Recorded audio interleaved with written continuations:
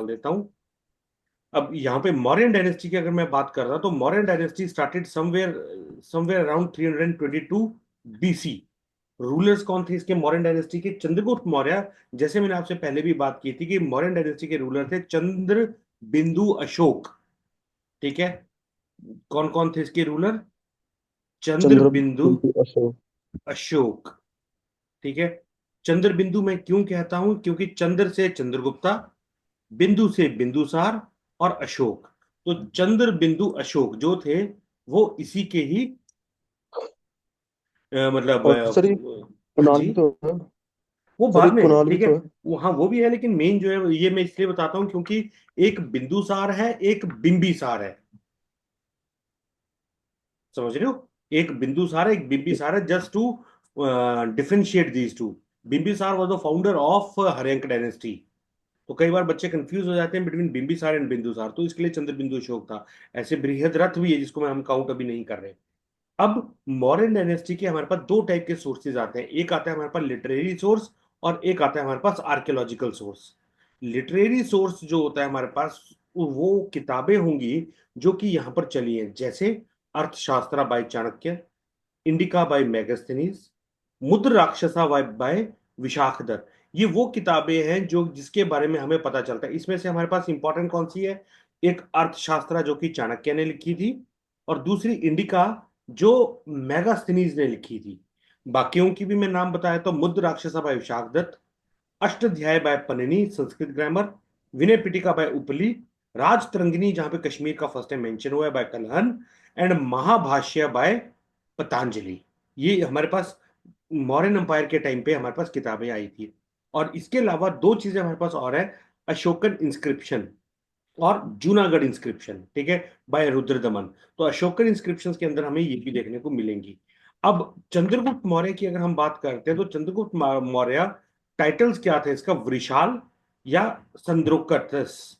ठीक है, ये ग्रीक के अकॉर्डिंग आया था, जो कि इंडिका में मेंशन्ड है, जो कि हमारे मेगास्थनीज ने लिखी थी। और दूसरा वृषाल। ठीक है। अब इनको इसको बनाने वाला, चंद्रगुप्त मौर्य को बनाने वाला कौन था? चाणक्य। चाणक्य की लड़ाई हो गई थी विद घनानंद या धनानंद। ठीक है। और उसने इसको बोला, चैलेंज किया था। तो उसके बाद जब वो वापिस आ रहा था तो उसको बीच में ये मिला, और इसने इसको बोला था कि ठीक है, इसको ही felt like he has some kind of मतलब क्वालिटीज इन इट। तो उसकी वजह से फिर इसको मतलब ग्रूम किया इसने, and he made him the king later on. Ghananand, after organising small army and directly attacking, Ghananand was unsuccessful.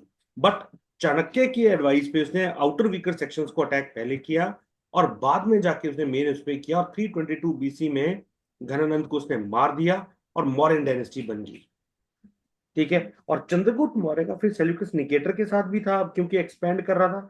Seleucus Nicator जो था वो अलेक्जेंडर के, जैसे मैंने अभी आपसे बात की, वो अपने पूरे के पूरे एम्पायर को बढ़ाना चाह रहा था। हेंस उन्होंने उसने मैरिज करवा दी हेलेना की, अपनी बेटी की। और Chandragupta Maurya got 4 states of Afghanistan as dowry. Herat, Kabul, अक्रांत और कंधार।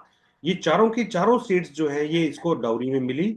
और Megasthenes was sent as an ambassador to this, as a Greek ambassador. तो यहाँ पर एक एम्बेसडर भी आ गया, उसका नाम था मेगास्थनीज। तो इस करके यहाँ पे इनके कहीं ना कहीं रिलेशंस अलग से बनना शुरू हो गए। इसके बाद चंद्रगुप्त मौर्य का रिलीजन क्या था? Chandragupta Maurya started Buddhism. हाँ जी, रिलीजन। रिलीजन की अगर मैं बात करूं तो स्टार्टिंग में बुद्धिज्म को अपनाया था, लेटर ऑन जैनिज्म। ठीक है। And organise first Jain council in Pataliputra headed by Sthula Bhadra. This is important.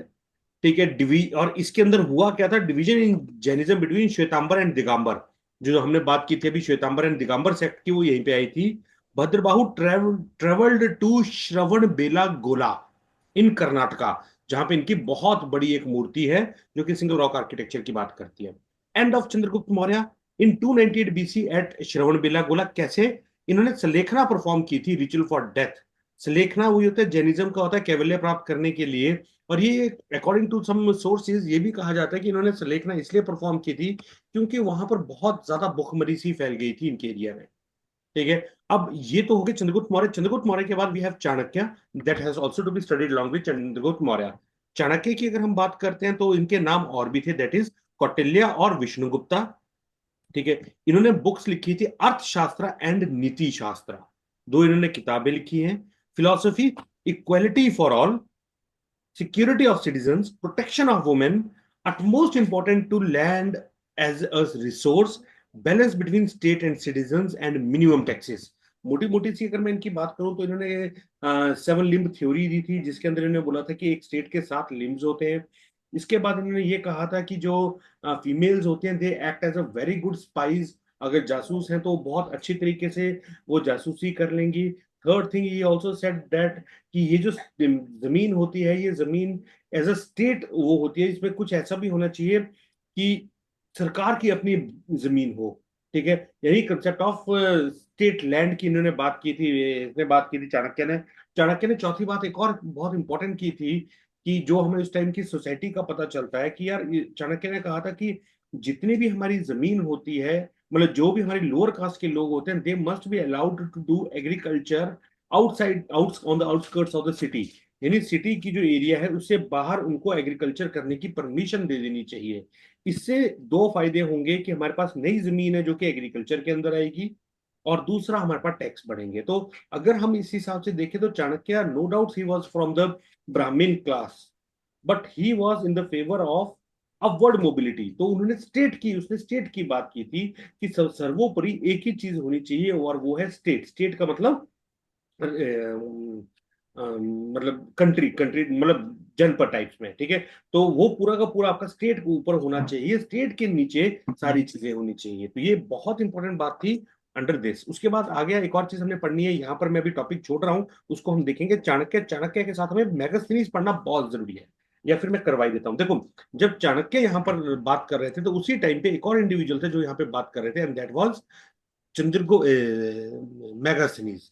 अब मैगास्थनीज ने भी कई बातें की। इनकी जो किताब थी मैगास्थनीज की, उसके उसका नाम था इंडिका।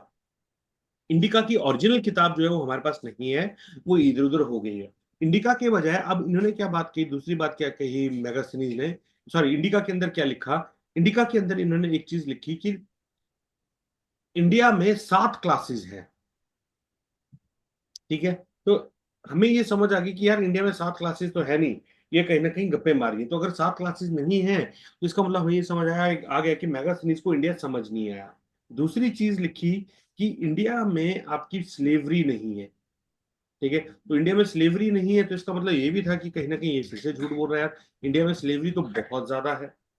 ठीक है। इसके बाद आगे अगर हम देखें स्लेवरी और क्या बात की, इसने कहा कि इंडिया में भुखमरी और वो चीजें कोई नहीं है। तो ये भी हमें पता है कि यार ये झूठ बोल रहा है। क्यों?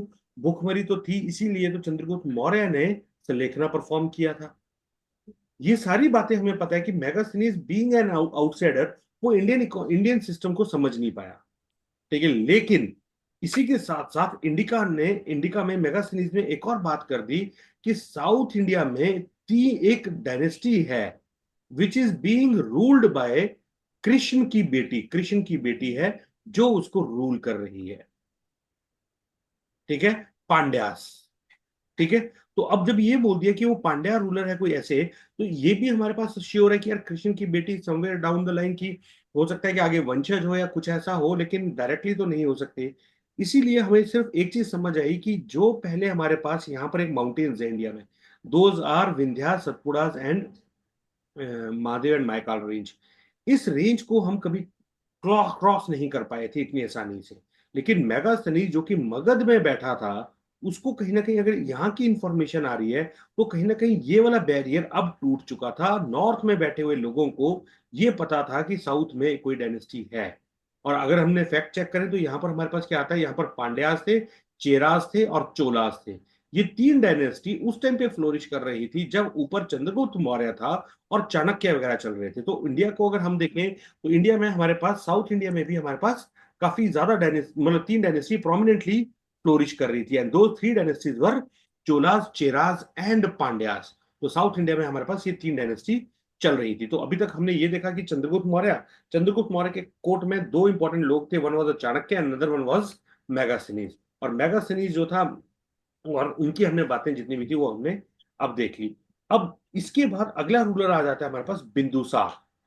टाइटल बिंदुपाल, या फिर भद्रसार, या फिर Amitraghata, destroyer of enemy. ठीक है, important revolt, he was considered less able. Kalinga attend independence, Kalinga है आपका उड़ीसा। ठीक है, Taxila revolt Peshawar, Taxila was important, याद रखना दो हमारे एजुकेशन सेंटर थे, एक हमारे पास तक्षशिला था और दूसरा हमारे पास था ये क्या बोलते हैं, तक्षशिला एंड उसका नाम था नालंदा। नालंदा जो है वो इंडिया में है, तक्षशिला जो है वो पाकिस्तान में है, याद रखिएगा। और तक्षशिला का ही जो प्रोफेसर था वो था Chanakya. Taxila revolt 18 Ashoka was in Avanti governor and Sushim Avanti governor won और Sushim lost. Religion initially Buddhism, later Ajivika sect, Ajivika sect Makkhali Gosala वाला जो हमने पिछले क्लासेस में पढ़ा था। ठीक है, अशोक, इसके बाद अगला बंदा आया Ashok. Ashok family, Bindusara was father, Dharma was mother. ठीक है, और क्या नेम थी, देवनापिया, या मतलब पिया अगर आता है ज्यादातर then it is associated with Ashoka in most of the inscription. Ashoka के नेम में चार इंस्क्रिप्शन अशोका के नाम से है, इंस्क्रिप्शन है गुजरात, मस्की, नेटूर और उदगुलन। ये चार इंस्क्रिप्शन है जो कि इंपॉर्टेंट है इसकी। Gujarat, Gujarat in the MP, not Gujarat. ठीक है, अशोका के बारे में यह भी कहा जाता है, according to Buddhism he killed 99 brothers excluding Tissa, helped by Radhagupta. Ashok का जो बंदा था वो राधागुप्त था। राधागुप्त कौन था, son of Chanakya, was Mahamatya, that is the prime minister. तो अगर हम देखें तो यार ये चंद्रगुप्त वाले सारे के सारे किंग मेकर थे। तो पहले चंद्रगुप्त, फिर उसका बेटा राधागुप्त। ठीक है, उसके बाद आ जाती है अशोक, जाना जाता है किसके लिए, पूरे इंडिया पे उसने कब्जा कर लिया था एक्सेप्ट कलिंग। कलिंग कहाँ था, उड़ीसा में। उड़ीसा में उसे कब्जा नहीं हो पाया था और फिर इसे कलिंग वॉर लड़ी थी। ठीक है, तो जब इसे कलिंग वॉर लड़ी तो कलिंग वॉर में Ashoka became victorious, but having seen the bloodiest event of the history, it change the ideology of Ashoka from Digvijay conquering anyhow to Dhamma policy of governing. तो दिग्विजय से वो धम्मा की तरफ चला गया कि मुझे ये मारकाट नहीं करनी, मुझे शांति से रहना है। Ashoka before Kalinga war he was Dipavamsa, according to the Jain text, a Brahmin. ठीक है, लेकिन राजतरंगिणी कहती है कि ही वॉज शैविज्म, कलहन। राजतरंगिणी कलहन की, तो ये कहती है ये शैविज्म का फॉलोअर था। तो ये भी कहीं ना कहीं हमारे पास दो कंटेक्स्ट आ रहे हैं, बट दोनों के दोनों ही हमारे हिंदुइज्म के अंडर आ रहे हैं कि he was a Hindu. After killing war Buddhism by efforts of the son of Sushim Nigrodha and Buddhist monk Upagupta, ये किस में चले गए, बुद्धिज्म में चले गए। ठीक है, organize third Buddhist council, most important. ठीक है, sent his son Mahindra and daughter Sanghamitra to Sri Lanka. तो इन्होंने इसको दोनों को श्रीलंका के लिए भेजा। आइडियोलॉजी क्या थी, to seek the welfare state. Welfare state का मतलब ये होता है दोस्तों कि जो कोई भी पैसा कमाएगी स्टेट, वो पैसा वापस स्टेट को मिल जाना चाहिए, यानी वो लोगों तक वापस बेनिफिट पहुंचना चाहिए, उसको कहते हैं as a welfare state. Dhamma is a constitution of Ashoka. ठीक है, और ये कहां पे मिलता है हमें धम्मा के बारे में विवरण, ये मिलता है हमें 11th इंस्क्रिप्शन में। ठीक है, ये आइडियोलॉजी थी। Constitution, administrative theory and political ideology के अंदर ये डिवाइड होता है। क्या चीज अचीव करना चाह रहा था इस आइडियोलॉजी से, welfare state, sinless life, non violence, donation, kindness towards animal. यानी टोटली दिल ही परिवर्तन हो गया अशोक का। अशोक की जो वॉर के इंस्क्रिप्शन, बाद। हाँ जी, वॉर के बाद। ठीक है, अब इसके ऊपर भी बहुत कंट्रोवर्शियल सी चीजें आती हैं, but we are going with NCERT जो एनसीईआरटी में लिखी गई है। ठीक है, अशोका इंस्क्रिप्शन, अशोक की इंस्क्रिप्शन देखो, इसमें एक चीज जो आपको बहुत इंपॉर्टेंट दिख रही होगी वो है एडिक्ट्स, EDICTS ये। ठीक है, अब ये एडिक्ट्स क्या होते हैं, एडिक्ट्स होते हैं यार कुछ भी जो भी आप एक पत्थर के ऊपर या फिर एक बोर्ड के ऊपर आप लिख दोगे, उसको कहते हैं एडिक्ट। जब इस एडिक्ट को किसी पत्थर के ऊपर लगाओगे तो वो बन जाएगा रॉक एडिक्ट। ठीक है, जब इस एडिक्ट को किसी पिलर के ऊपर लगा दोगे तो ये बनेगा पिलर एडिक्ट, और जब इस एडिक्ट को केव के अंदर लगाओगे तो वो बन जाएगा केव एडिक्ट। ठीक है, तो याद रखना एडिक्ट होता है कुछ भी लिखा हुआ। अब ये ऐसी इंस्क्रिप्शन छोड़ता क्यों था अशोक, ऐसी इंस्क्रिप्शन अशोक इसलिए छोड़ता था, जैसे आज के जमाने में नोटिस बोर्ड होते हैं कि आप जा रहे हो कहीं पे भी नोटिस बोर्ड पे कुछ चिपका दें तो आप उसको पढ़ के जाओगे, तो वो नोटिस बोर्ड थे अशोका के एडिक्ट्स। तो इन नोटिस बोर्ड्स के ऊपर आता था, कोई भी अगर जाता था तो वो नोटिस बोर्ड को पढ़ता था कि ठीक है अशोक ये कहना चाह रहा है हमारा राजा। तो वो नोटिस बोर्ड होते थे। अब अगर ये नोटिस बोर्ड थे तो एक चीज ये भी याद रखना कि ये सारे के सारे लोकल लैंग्वेजेस में होंगे। लोकल लैंग्वेजेस मतलब साउथ इंडिया में प्राकृत लैंग्वेज चल रही है, नॉर्थ इंडिया में ये ब्रह्मी लैंग्वेज चल रही है, पाकिस्तान में खरोष्टी लैंग्वेज चल रही है, और ग्रीक में ये चल रही है अरामाइक लैंग्वेज अफगानिस्तान में। ठीक है। Discovery of Ashoka's inscription, Meerut Delhi pillar first discovered inscription 1837 में, James Prinsep Delhi Topra Haryana pillar inscription, first language डिक्वेटेड इज द प्राकृत। 14 इंस्क्रिप्शन आई थी। फर्स्ट इंस्क्रिप्शन के अंदर ban on slaughter sacrifice, slaughtering or sacrifice. Second, health of animals. Third, every administrator has to analyze the work in the area for 5 years span. Fourth inscription, adoption of dharma policy.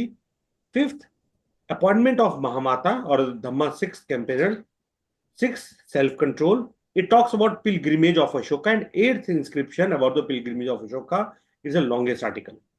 Ninth, it talks about the truth condition and ethics. 10th, it is an order by Ashoka for the kings and its administrator to perform administrative activities. 11th, definition of Dhamma. 12th, appointment of female Mahamatras. 13th, description of Kaling War. ठीक है, description of Kaling War. And 14th, people should live religious life. ठीक है, तो ये जो सारे के सारे थे, ये अशोक के इंस्क्रिप्शंस